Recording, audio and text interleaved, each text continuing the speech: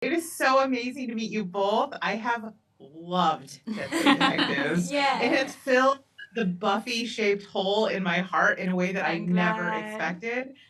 So thank you for that.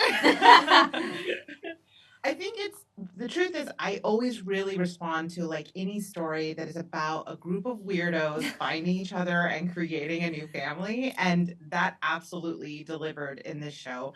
Um, Now, obviously, it's kind of a more fantastic, but at the same time, it does delve into some darker things, right? I want to start with you, Cassius. Mhm. Obviously, this is a fantastical world. Thank you, Neil Gaiman. Um, but Crystal's dynamic with David is quite a potent metaphor for toxic relationships and the ways that they kind of haunt you even Mm. after they end. Can you talk a little bit about that dynamic? Yeah, I think that's actually a really good way to put it. Sort of how they haunt you even after they've finished, or even once you've left that toxic environment. There's still sort of reminiscences of that kind of wear themselves into you a bit. And I think for Crystal, she definitely feels that throughout the season. And it's hard as well because with those types of things, and I think a lot of people can relate to, you don't really realize what's happened until you're in it, and by that point it's kind of, it feels like it's too late. And there's definitely a level, I think, of embarrassment that she feels to have to confess what happened to her, because I think she feels like she's let herself down or feels partly responsible, which I feel like a lot of people Mhm. could relate to, even though it's not true. And but I think for Crystal, she definitely feels that. Yeah. And I feel like that ultimately her story is pretty empowering in the way that she kind of processes that without spoiling Yeah, it I for like the how you put audience. that. Yeah, yeah. So now you obviously have psychic powers, the others are ghosts, but I actually think Nico has kind of a superpower of her own. And it is this empathy and radical acceptance of everyone around her, whether it's gay ghosts, like mean little parasitic sprites, former walruses, whatever the case may be. And I feel like it's so rare and so needed today. Is that something that resonates for you? Absolutely. I mean, it's a superpower that I think is can be forgotten. Sensitivity can be used as a weapon sometimes, and we really find her owning that and finding her power and strength in that Mm-hmm. and giving her Yeah. friends the space she needs. And I feel like we really see that flourish in both her relationship with Crystal, but also her relationship with Edwin, and allowing him to be the human that he missed maybe because he had passed away so early on in his life. And that quality is something that, like you said, is so needed today. Yeah.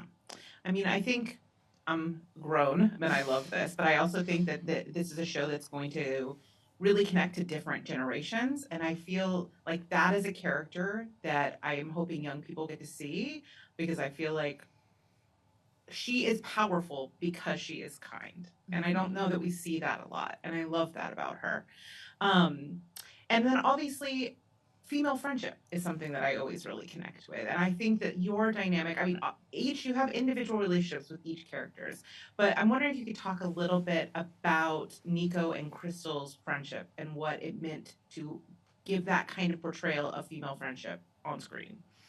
Yeah, I think it's funny because I think you said it before. They are like, Foils to one another. yeah, and they kind of make up for what the other one maybe is having difficulty expressing or like Yeah. showing, which I think is quite good. I also find that both types of confidence can exist on their own. Like Crystal's bold sense of self and her like urgency to own everything that she does and her actions and her choices. Like that boldness is so beautiful and that confidence that she has that I think Nico sometimes yearns for. But there's also a space where quiet confidence can exist and they both give each other that space to grow. And Yeah, we see their friendship and it's nice to see where they end up in their yeah. own adventure. I also think like Yeah. with Nico's character, there's like for Crystal, I think would admire how much I think Nico owns who she is unapologetically, and Crystal's at a space where she's not able to do that. So to see someone else be so like accepting of themselves, I think is a nice thing.